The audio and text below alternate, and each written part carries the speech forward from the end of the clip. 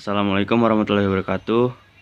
Saya Karisma Turangga Jati dari kelas 10 IPS 3 ingin mempresentasikan tugas bahasa Indonesia tentang teks biografi. Ya, saya ingin mempresentasikan dari pengertian macam-macam jenis struktur lalu contohnya. Di sini ada pengertian teks biografi, yaitu berasal dari bahasa Yunani bios yang memiliki arti hidup dan grafien yang berarti tulis.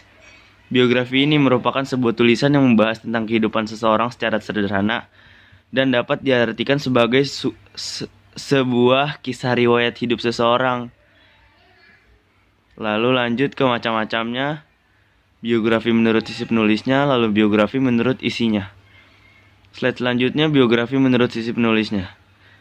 Dibagi menjadi dua, yaitu autobiografi dan biografi. Autobiografi adalah biografi yang ditulis oleh orang atau orang yang bersangkutan, sedangkan biografi adalah biografi yang ditulis oleh orang lain dengan izin dari tokoh dengan orang yang diceritakannya.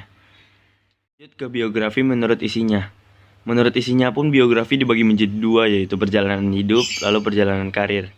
Di biografi perjalanan hidup didiskusikan perjalanan hidup karakter yang dibuat lengkap atau singkat. Kalau di perjalanan karir, diskusi perjalanan karir karakter dari awal hingga mencapai kesuksesan. Di sini ada jenis-jenisnya, yaitu biografi dan autobiografi. Sama dengan di atas, biografi adalah teks yang ditulis oleh orang lain, dan autobiografi adalah suatu riwayat hidup yang ditulis sendiri oleh tokoh tersebut. Di sini ada struktur-strukturnya, yaitu orientasi, reorientasi, dan peristiwa masalah. Di sini saya mengambil contoh teks biografi dari salah satu penyair kenamaan di negeri Indonesia, yaitu adalah Sapardi Djoko Darmono atau SDD panggilan akrabnya. Beliau lahir 20 Maret 1940 di Surakarta. SDD ialah anak tertua dari pasangan Bapak Sadioko dan Ibunda Saparia. Ayah Supardi Djoko Darmono adalah seorang abdi dalam Kesultanan Surakarta. Di sini ada orientasinya. Saya sudah menjelaskan tadi. Di sini ada reorientasinya, yaitu konsistensi yang dimiliki Supardi Djoko Darmono dalam dunia literasi yang ia tekuni membuat dirinya meraih berbagai penghargaan, misalnya saja Cultural Award dari pemerintah Australia tahun 1978, Sea Right Award dari Thailand tahun 1986, dan hadiah Putra Puisi dari Malaysia 1984. Lalu lanjut dari peristiwa dan masalah. Pada tahun 1969 telah berumur 29 tahun dan telah resmi diterbitkan buku kumpulan puisi-puisinya yang berjudul Dukamu Abadi.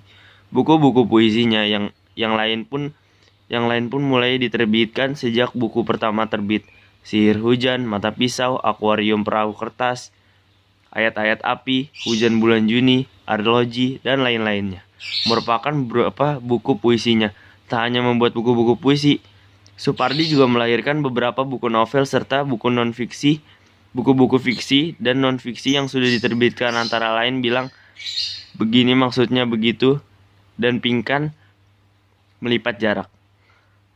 Karena ia menggunakan metafor-metafornya yang indah dan kata-kata yang dipakai cenderung sederhana serta familiar di lingkungan masyarakat, sehingga puisi-puisi Sapardi begitu dikenal masyarakat luas. Sekian dari saya, kurang lebihnya mohon maaf. Wassalamualaikum warahmatullahi wabarakatuh.